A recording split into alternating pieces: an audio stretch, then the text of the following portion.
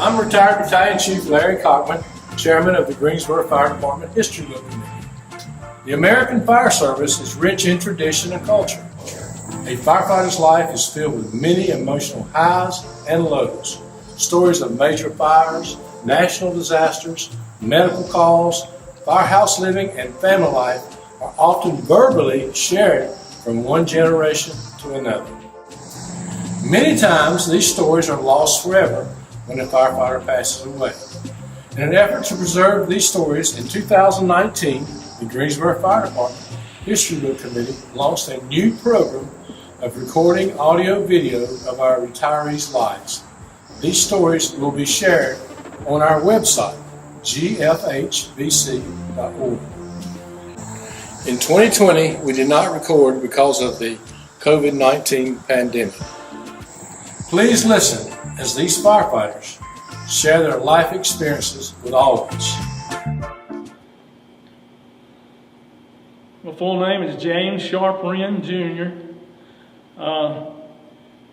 Date of birth is 4/23/50. I was on the fire department for 31 years and 3 months, and I was a captain when I retired. I grew up around the Rankin area, down on Overland Drive, right down behind Rankin School. And we lived there until about 67 when we moved out on Lee's Chapel Road. And I was about 16 years old then. But I always been in the Greensboro area.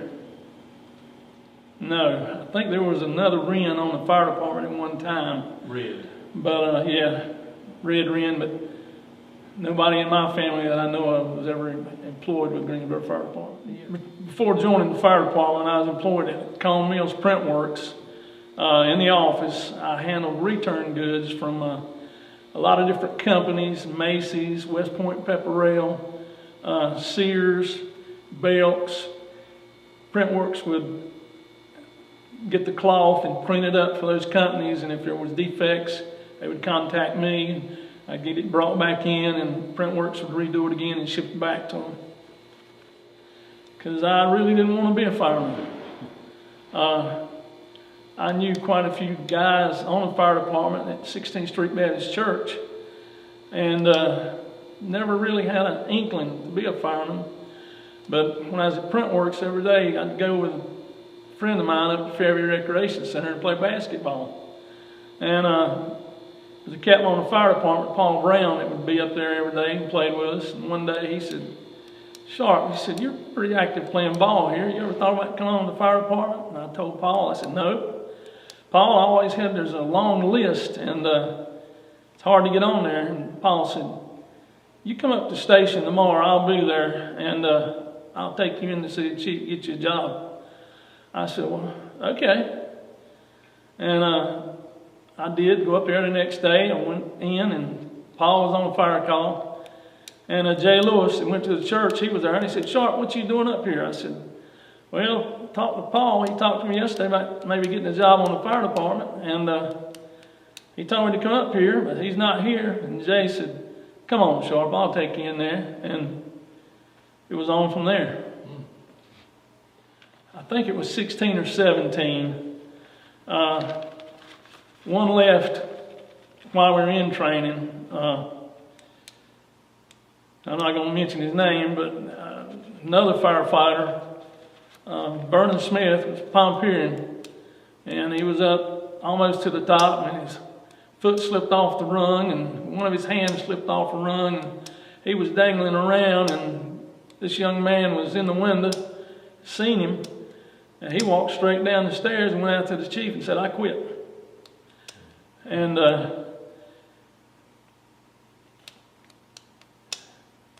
that was just something. I guess it's good that the man learned at that time that he's afraid of heights. Right. Well, the only thing, a lot of guys in my class, some of them was already assigned to fire stations and were working. And I went in on August 30th. Me and two more, I don't exactly remember who it was. And we were there at the training center for a week or 2 weeks, cleaning up, mowing. The putting oil on the back fence to kill the weeds. I know it's not allowed now. That's what we did, and it was two hard weeks. So when training got here, we thought, oh, we got it made now. We learned a little more than what we thought. The guys in my training class were Pete Carworth, Bill Smith, Vernon Smith, Phil May, Lord, I'm gonna miss some of these names. Harold Robbins. Let me get my list here. Bill Whitty, Brooks Langley, Steve McPherson, Bill Nelson, Neil Nelson, Raymond Holman, Johnny Jones. During training, it wasn't something that you had to do. It had to be something that you wanted to do to be successful at it. And as it went on, it got tougher, such as palm pier ladder. It's the first time, we'd ever seen a palm pier ladder, didn't really know what it was. And then to go up it and sit in the window and go up it again, you had to build some faith in the ladder and the department, the people that was there, that nothing was going to happen. And with all the guys that was in my training class, we kind of became a family working together with each other as we went, such as in palm piering. Guys kind of got together. There was only 2 chiefs at that time, and the 2 chiefs couldn't be on every floor watching what you was doing. So sometimes when you put the palm pier ladder in the window, one guy would be down and grab the hook to kind of secure it a little bit better in there. So, you had faith that guy was there, even though this was a learning process. And like it said, the palm pier ladder was there to build confidence in the guys. That's another funny question. My first station, first assignment, first captain, I went out of training to Station 7. And my captain was Paul Brown, the one that taught me into getting on the fire department. And I was on Engine 7. And the driver on there was Ray Flowers, who went on to make chief. And the second guy on there was Big John Michaels, who was, at the time, I thought he was old then. And John he was a legend in what he did. He was a cook. I mean, he cooked every meal until some of the guys came over, the truck company came over to 7, and they just messed our situation up, because then we had to start cooking. My first captain, Paul Brown, he was, everybody got along with him. And he always took care of you. He always talked to you about things you might have done wrong, how to improve the situation. And he always wanted to, after the day when we could go out and play basketball, he wanted to go out and play basketball. And we were out one day playing basketball. Somebody was off, so I think Ray was off, and Big John was there, and Big John, so Paul said, well, let's play. So Paul was my senior, so I kind of stood back and let him do this, and Paul looked at me and said, what are you doing? I said, what do you mean, sir? He said, you're not being on me. I said, well, he said, get on me. Let's play. This is a game. You got to win. So, Paul didn't want the easy way to do things. He wanted to get it done and done right. He wanted to challenge, and I think that's what he tried to inspire to the rest of us on the company. Nicknames in the fire department. I didn't really have a nickname. For a long time, my helmet's on the back of it said Sharpe. But nobody ever gave me a nickname. Scarborough, when I went to Station 10 as a captain for a while, I always had my hand was shaking. He called me Captain Shaky for a while, only him. But I'm sure there was some other names that was given to me by some of the people on the companies at times. There's a lot of funny things that go on at stations, dropping of the benches, the telling the rookie to light light the fire in the oven, and when he bent down, you dropped that bench, and his head looked like a basketball bouncing in between the oven right there. But so many things. And Guy Patterson, he was fixing pintos in a pressure cooker one day, and he didn't watch it. And all of a sudden, the lid of the pressure cooker went up and hit the beam, put a dent in the beam. Beans sprayed all over the station, in the kitchen, and it was a mess. And the kitchen another time, we were going fishing. We were getting to go, me and Jimmy Williams were getting to go to Hatteras to fish with the Chiefs and Woody Parrish. And we were making lead weights in the kitchen. We had Chief Price's little furnace, and we had some molds. We were putting lead in there, and Chief Price, he come walking in just as Jimmy Williams was about to drop some lead into the pot, because there was already some melted lead in there. And Jimmy started dropping, and Chief Price said, "Don't drop, it's wet." And it hit, and it was kind of like a steam explosion, and little pieces of lead went all over the kitchen. So that's a lot of different things that happened. And then one more. Chris Hare. Everybody knows Chris Hare. Pan the Sox boy. He always went to bed before everybody else. And he would go, he would look out the window, and he would check the door to make it was locked. So we would put a mannequin head outside the window. He would jump up and holler, and then he would grab that doorknob, and he'd say, "You put jism on the door." And I always getting him. And then he went to bed one night, he was sick, and he said, "I'm cold." So he went to bed before everybody else. And we piled about 20 of those wool blankets on top of him. And he woke up hollering, I'm paralyzed," because he couldn't move from all the weight of all those blankets. But we had a good time at the fire stations. Most definitely. At all the stations, the first station, the Big John, he always cooked. And we all ate at the table. And then some guys come, they didn't like what John cooked, so they said they wanted to cook here and there. But at every station I ever went to, we cook together, we eat together. There's some cooks better than other cooks. And it's a process that you got to learn when you first come on the fire department. And I got in trouble at 7. I was rookie. I hadn't been on long. I was working on C shift. And they told me to go to the store and get the stuff. I said, okay. So I went to the store. And I came back. Instead of hot dog buns, I had hamburger buns. And they jumped all over me. I said, I didn't get no hamburger buns. I got hot dog buns. I said, yeah, you did. Danny Nelson, I seen him a couple days ago, a week ago. He reminded me of that. And since that time, I've come to find out there was another fireman. I can't remember his name right now. He was in the store that day. It was Saturday. He knew what I was doing. He took my hot dog buns out and put hamburger buns in. So, check one off for another fireman. Companies eating together. It's a family thing where each one may cook this or cook that, and each of us learns. You may never have eaten chitlins before, and when I was in training, they cooked chitlins out there at the training center one day, and I realized at that time from the smell I didn't want to eat them. I sure didn't want to put them in my mouth, but you know, at Station 14.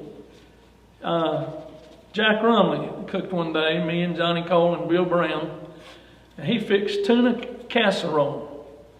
And in that casserole was tuna, green peas, I think it was cauliflower with potato chips sprinkled on the top. And he's sitting on the table, he was proud of that meal. He said, you boys dive into this stuff. So me and Johnny Cole, we got some.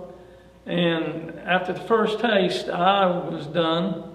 Johnny, he got one taste and he was done. But Bill Brown, he was there, and Bill just kept on eating. He emptied his plate. So later on, we asked Bill, Captain Rumley, he said, "Didn't you guys like that?" Me and Johnny told him, "No, Captain." I said, "That didn't taste too good, but thank you."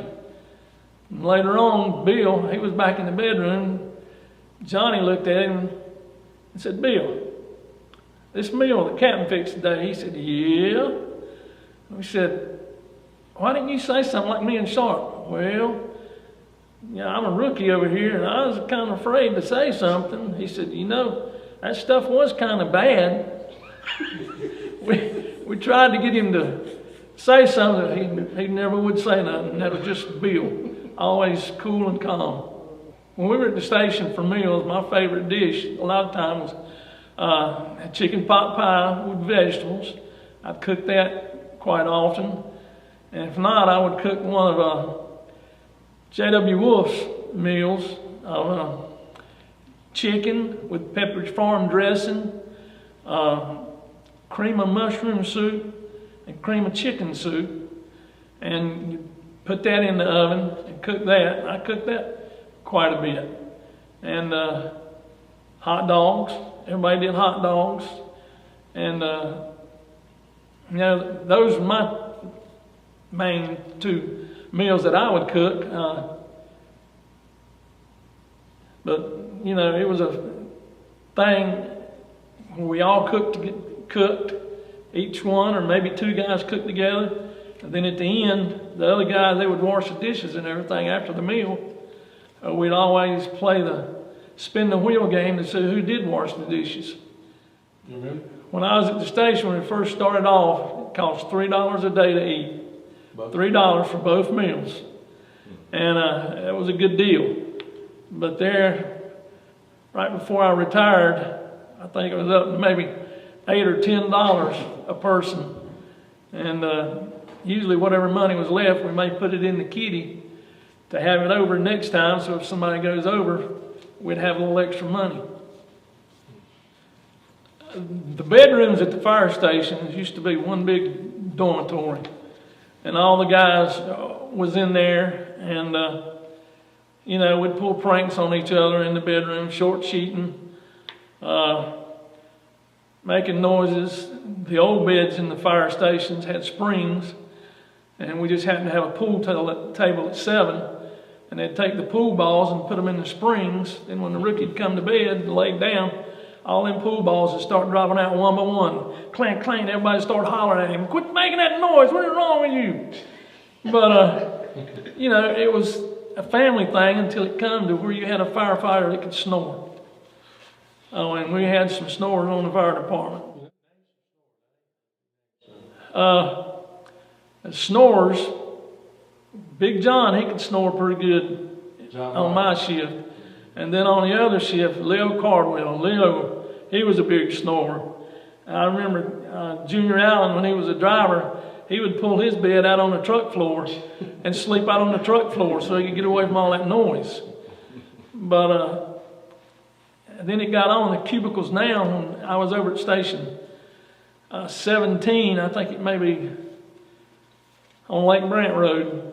I don't know what it is, 43, 46 or something. Something like that. But anyway, it wasn't really cubicles over there. There was a wall dividing maybe two beds. But you still had the dormitory type situation, because in there was Butch, and I was on this side, and Mitzi was on that side. Butch snored pretty good. And but I found a remedy to that, because as it got cold in the bedroom, Butch would quit snoring. So every night we went to bed, I'd crank it down to like 68, 65, and Butch would quit snoring. But then I had to hear his lip service every morning. "Sharpe, Wrenn, you turn that thing down again. You got to quit doing that." And Mitzi, she was fine with it. But, it's part of fire station life. But now they got the cubicles, and I guess that's good if you want to have a place where you can study and do stuff like that. And when you call home or whatever, or if somebody snores bad, I guess it'll kind of be huddled up in that one little cubicle by themselves. But I think you probably miss a lot of the camaraderie of being a group, a big family. you could probably make a movie in the firehouse, kind of like the Waltons, where a lot of times at night in there, everybody would tell each other, good night, have a good night, or whatever, but then sometimes it wouldn't be good night, it would be something else. But anyway, that's the firehouse. When it comes to women firefighters in the fire service, everybody needs to have an opportunity to do what they want to do.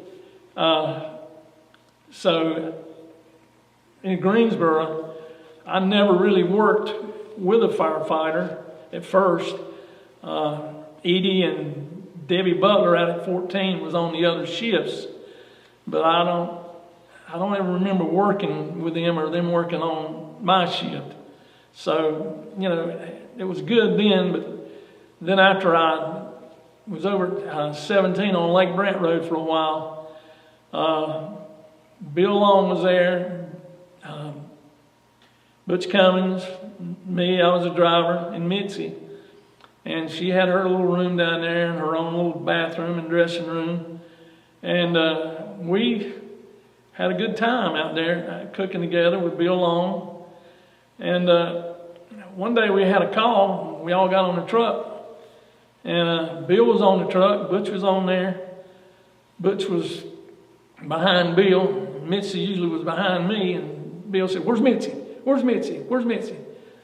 I said, "I don't know, Captain." He said, "Go get her, Sharpe." So here I go running in the door. I run into the dormitory, not thinking. I'm saying, "Mitzi, Mitzi, come on, come on." I run over there to hers and I look, and she's standing in there with a bare minimum on. And, that's the first time I ever worked with a woman. And I'm sitting there, I'm thinking, there's something different here. And I said, "Mitzi, come on, we got a call." And ran on back out. It was one of them aha moments, and it's kind of a shock in a sense. Firefighters, we're a big family, and at the different stations I was at during my career, Thanksgiving or Christmas or different holidays, a lot of times we would have families over to have a cookout, a meal in the kitchen. We had the big tables, and it was a perfect situation. There was a lot of room, and it was a time of joy. And some of the pictures I brought, my family was at the fire station, and other families. There's some pictures I brought over at Station 7. Whole company with all of their families there. It was a big crowd, and we're all one big happy family. And still, when I see those guys, if I don't see them, they'll come up to me and talk to me, and I'll talk to them and ask them how my son is, or their sons, or their daughters, or their wives. I think it's just part of being at the fire station, knowing you had a family at home, plus you had a family there. I think it was good. Today's time, I don't know what they're doing. I hope they're still doing that same thing, but I know there's a lot of single people on the fire department. There's nothing wrong with bringing your boyfriends or girlfriends, I guess, to the fire station to let them see what firefighters eat and what firefighters do. When I go around to the fire stations now, you're kind of hesitant because you may go in a fire station and you don't know a single person in there.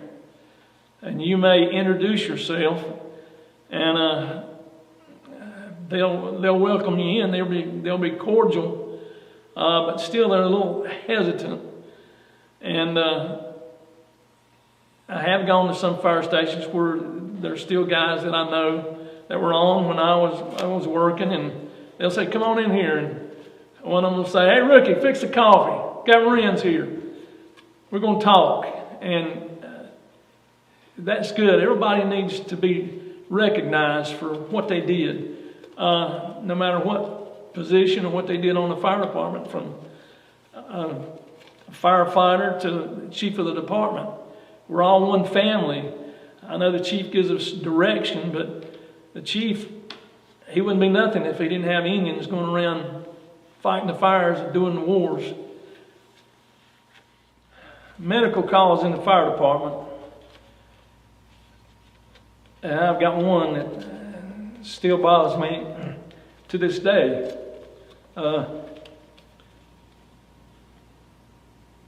Over at Station 17, the next road down, I can't think of the name of it right now, but we went over there to Captain Allen, and I don't remember who the firefighters were, but they had a pool in the backyard, and two little boys was out there swimming, and they come running back in the house wet, came through the storm door, running the back, and then they come running out.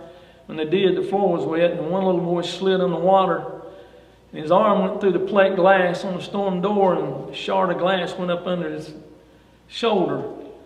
And we got there with blood everywhere, and we tried to put something on it.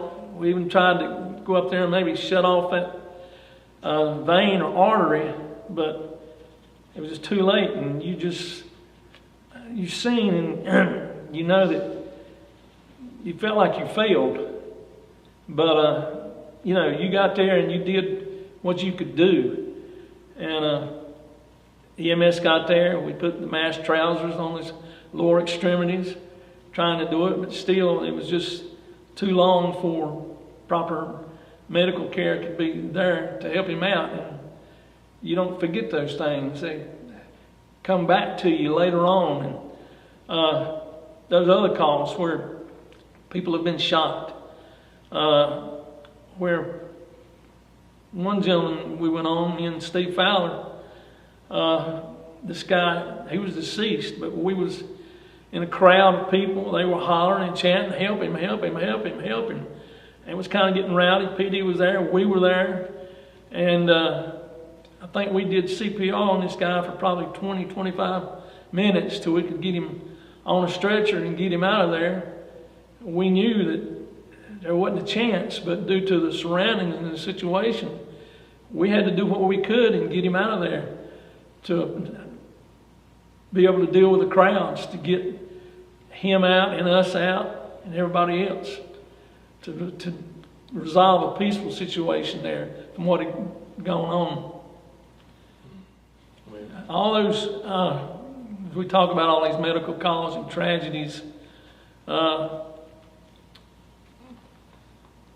you think about, you start focusing on that and you see many more, and there's some things you could do that would help, and there's some that couldn't. I mean, you were already doomed to fail, but you still went about your job. And I'm thinking about the plane crash on Calm Boulevard.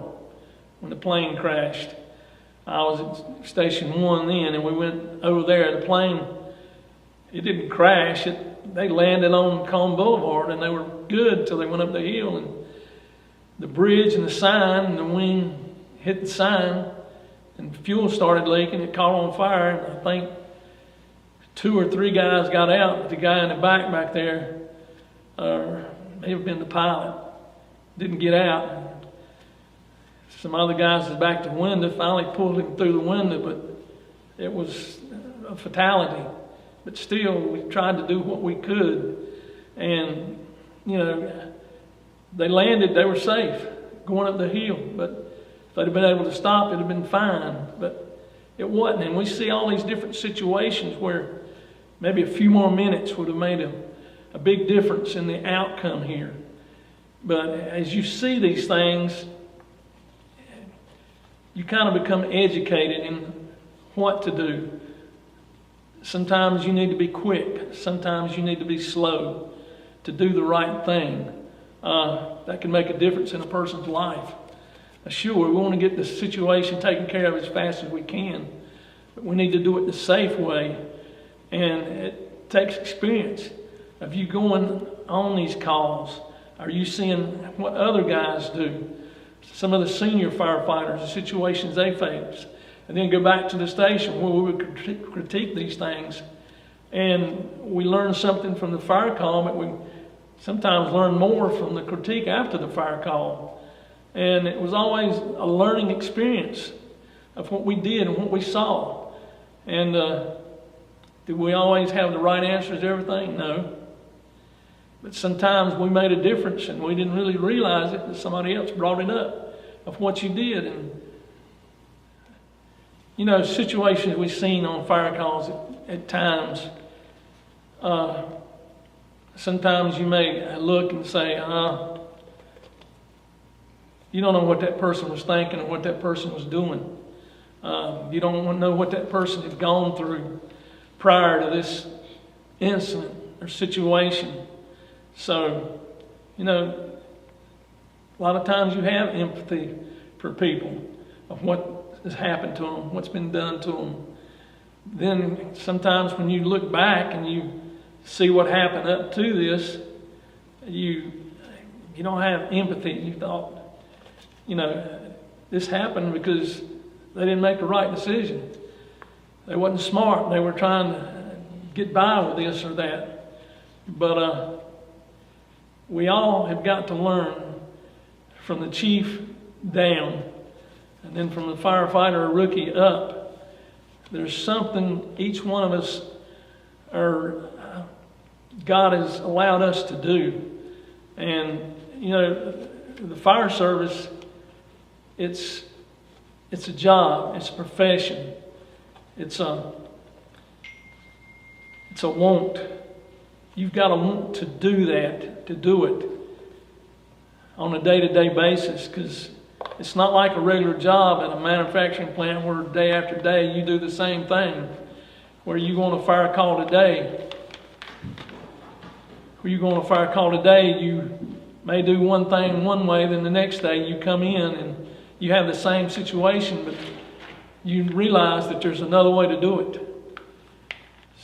One of the big fires that I was on, a lot of people were on, was the Davie Street fire downtown. And I was on vacation that day. And I got back from the beach maybe 6 o'clock that night. And about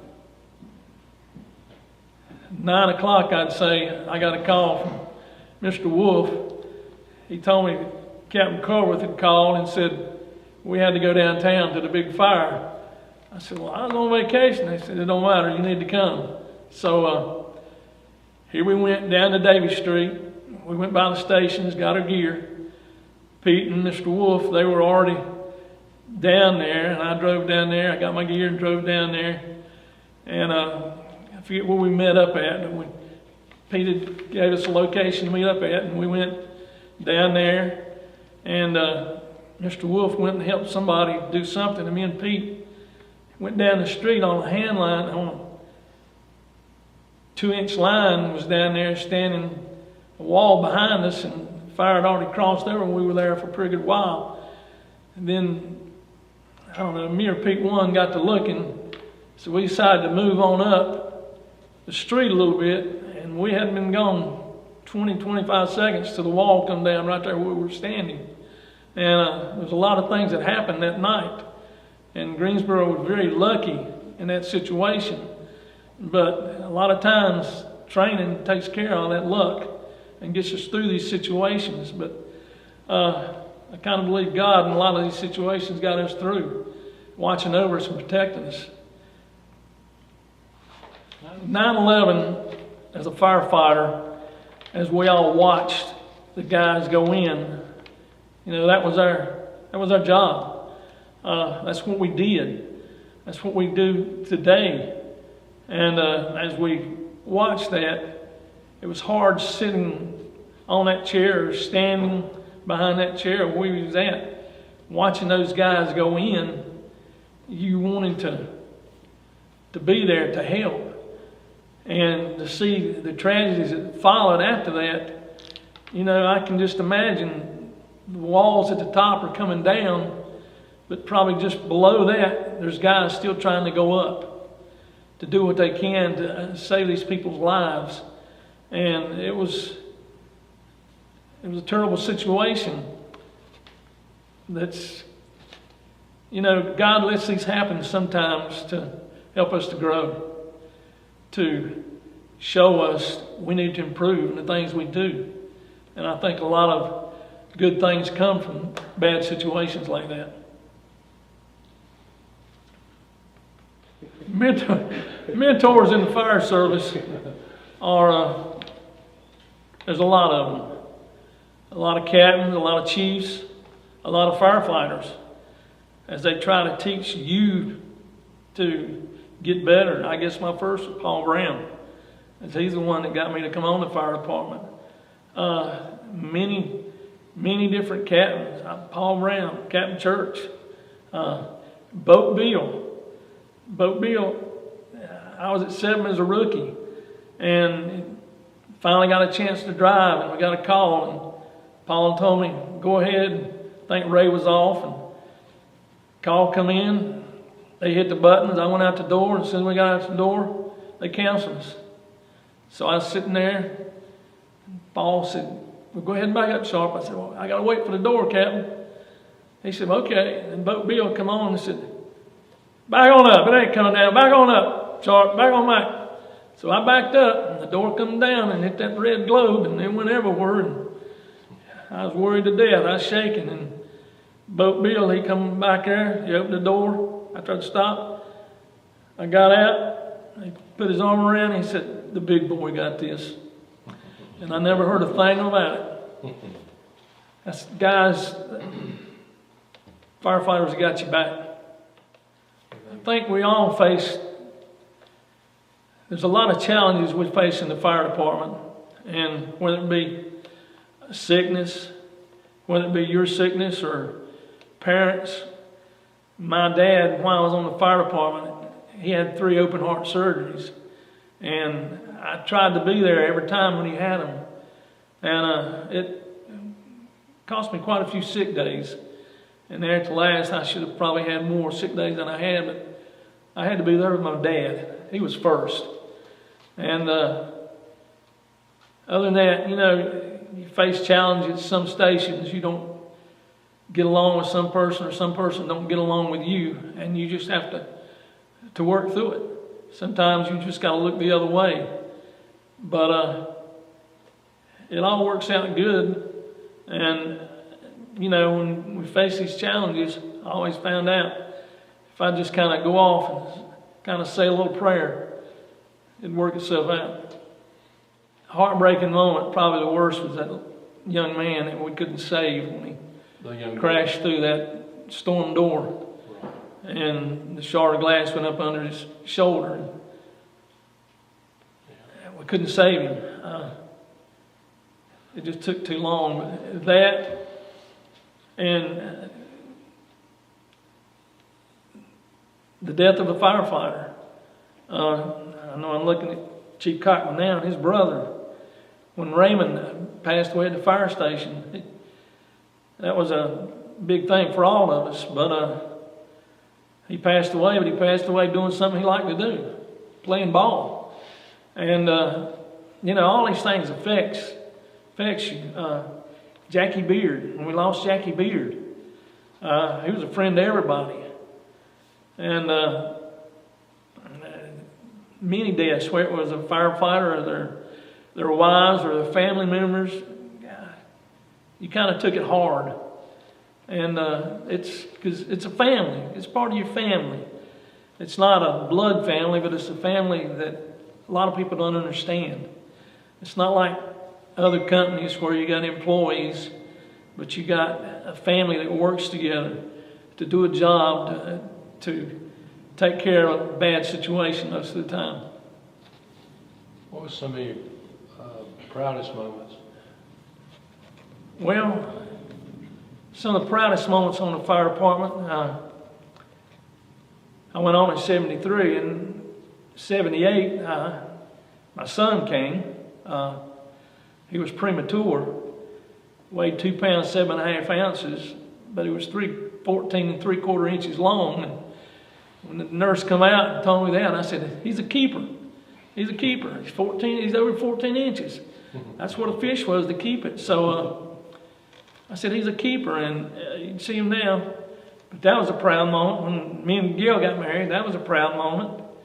I think every time when you take a step up, firefighter 1, firefighter 2, driver, squadman, then FEO certifications, the classes we all took, and I know we've all taken a bunch of classes, You get that when you make captain, when you make battalion chief, or whatever. It's a proud moment to the individual. I was a captain, but got a lot of friends that made battalion chief, and you feel just as good for them making chief as you do yourself making captain or something. Anytime somebody that I'm going to say love in a sense, accomplishes something, it makes you feel good too. Would you do it all over again? Would I do it all over again? I think everybody knows, has probably been in here and said yes, do it all over again. But if I did, I'd take some different avenues of trying to go in different directions in the fire department. I was always in suppression. Always tried to be at Fire Station 7. I was a rookie at Station 7. I was a firefighter 1 at Station 7, a firefighter 2 at Station 7. Then I made driver and went to Station 14. I was over there a few years. Then I went back to 7 as a squadman. I rode the squad action there. Then I was there a few years, and then they sent me back to 14. I wasn't a driver then. I was kind of on the back of the engine for a while with Captain Church, Bobby Strong, Bob Ivy. That was a crew there.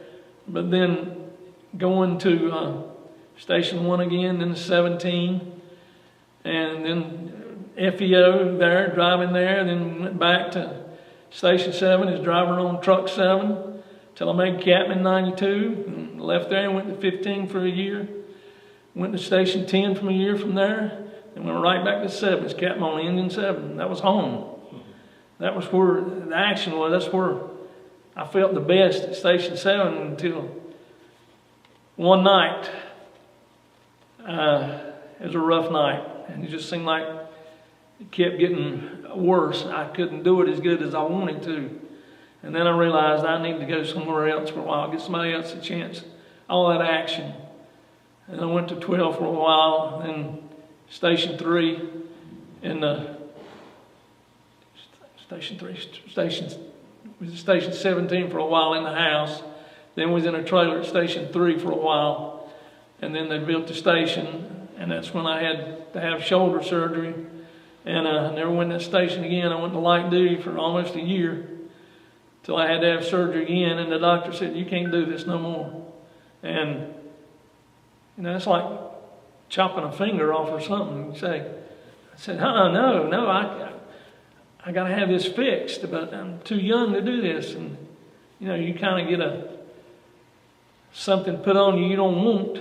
But I come to find out that was a blessing. I went out on disability, but my mom and dad were at home. They were getting older. Dad was having problems with his heart. Both of them had cancer. So by me having to go out on light duty, I was there all the time. They just lived right below me to be there to help them. I wasn't riding fire trucks to help other people, but was helping family at that time. And I think through my career, God gave me direction from Paul Wrenn all the way to retirement, and what He allowed me to do and what He allowed me to see, and helped me to grow as a person. A successful firefighter is a happy firefighter. Whether he's on the back of the truck, whether he's a fire equipment operator, a captain, a chief, assistant chief, the chief, of an inspector, as long as you're happy in the job you're doing, you're successful. And that success is going to take you many different places. Even when you retire, people's going to see that success in you. They're going to see you, and they're going to see value in you. And that value is going to pay off. You may not know how, but it's going to pay off. You can see many guys now that are out of the fire service doing many other things that they're successful at.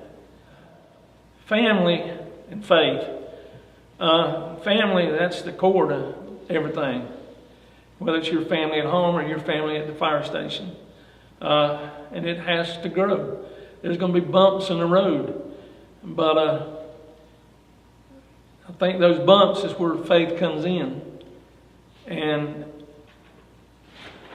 somebody can be successful, but to really be successful, they need to know Jesus Christ as the Lord and Savior as far as I'm concerned. He gave me the direction. He got me through a lot of rough situations when I didn't think I could do it. Captain position. I took the test many times, passed it every time, got on the list, but never than the last time I went, I prayed about it. I said, Lord, I'm giving this to you this time. I said, I've tried on my own, but I can't do it. I've never made it. I said, but I'm handing it to you this time. You give me guidance and direction. So when I put my letters in to take the test and this and that, went through, I studied, passed the test, then you do your resume. And before, I went to Rockingham Community College and taken a lot of classes, and I never listed them on my resume. So I did this time, and it went in, it was good. I studied everything, and you go and they say, okay, you passed, we'll go from there. And we went, and all the guys that was on the list, we met in a room. And Chief Hensley was in there, and a few others. And they started asking us as a group questions. And every time Chief Hensley asked a question, I knew it. I raised my hand. And I talked. I ain't never talked a lot in my career. But every time he asked something, I knew it. It was there. Like it was a different situation that happened. And we went through that. And then it was over. And then we went through a chief's review. And a bunch of chiefs from over the state asked us questions. And every time they asked a question, I had an answer. And I made captain that time. And Chief Hensley, he come up to me after that and he said, Sharpe, he said, I've never heard you talk as much in your life as you did this time. So what's the difference? I told him, that was the difference. That's good. What would I like the fire department to remember about Sharpe Wrenn? Maybe just my name. I was just part of a group that was assembled together to do a job. And I think my place did what I was supposed to do. And, I'm nothing special. I was just trained to do a job, trained to work with others to do a job, to be efficient at what I did. And I hope I was. I know there was things I could change to make it better. But, the fire service, I had a good time. It was a great time of my life and my career. Very enjoyable. Being with all the firefighters, seeing the things, going not just to the fire station. When we went out together, families, couples, to go do this and that. It was truly a family that people don't see. And these younger firefighters today, it's different. It's more training. I hope they get to have fun sometimes. Like we did. Like we did all those times, but you still got a job to do. You still got your training to learn. And you're going to get an attaboy here and there, and you're going to fail here and there. But as long as you work together have a goal of what you're trying to do, it's going to work out good for you. It's going to work out good for the others. Like I said, we're a family. What do I want my family to remember about Sharpe Wrenn? That when he had to be there, he was there. Everywhere I go, I always try to be there early. I think at the fire station, I usually got to the fire station probably maybe 20 minutes before 7 every day to be able to get in, and if a guy needed to go, he could go. But to sit at the coffee table and talk with the different shifts, what went on, what'd you see, what'd you do, that I was part of the team, so to speak, and that when I left the fire station, I came home, and probably that was one of my biggest downfalls. Sometimes I brought what happened at the fire station home with me, and I should have left more of it at the fire station. But it affects your life. It affects your family's life. You know, to be successful, you got to study. You got to study hard. But in my book, to be successful, the main thing is to know Jesus Christ as your Lord and Savior. I think He's what got me through them almost 32 years of fire service. Things happened that was beyond our control, but I always got safe. I mean, was safe from the situations. Me and Steve, we had an electrical line fall on a hose one time. We felt it, but it wasn't bad. And I had a little lady about 4'6" that weighed about 200 and some pounds. She thought our son was still in the house when we come out of it. And she hit me like a linebacker. I thought my lights was out, but I was okay. Well, I got some pictures over there of families, my family at the fire station. There's one firefighter that's on the squad over there. There's pictures over there. It's Paul Greer, the squadman. He got me into trouble. I don't know how many times the things he did, and had to be reprimanded and this and that. But over at Station 7, I taught a Sunday school class for a while. And Paul, he came in there, he listened. And then he left there, he went to 5, and they were teaching Sunday school over there. And he listened. He got saved. And he was a good squadman because he had studied. His dad was a mortician here in Greensboro, and he'd studied to do that. And, man, he could tell you every part in the body. You went on a medical call, and he'd give me reports, and I'd call it in and say what they did. They said, "Man, Sharpe, where'd you get that?" And it was Paul. But then he left the fire department, and he got saved, and he went to school to be a preacher, and he went into the Navy as a chaplain. And you know, he was a squadman. Rode the back of the truck company when he wasn't riding the squad. But he sent me an email. It's over there.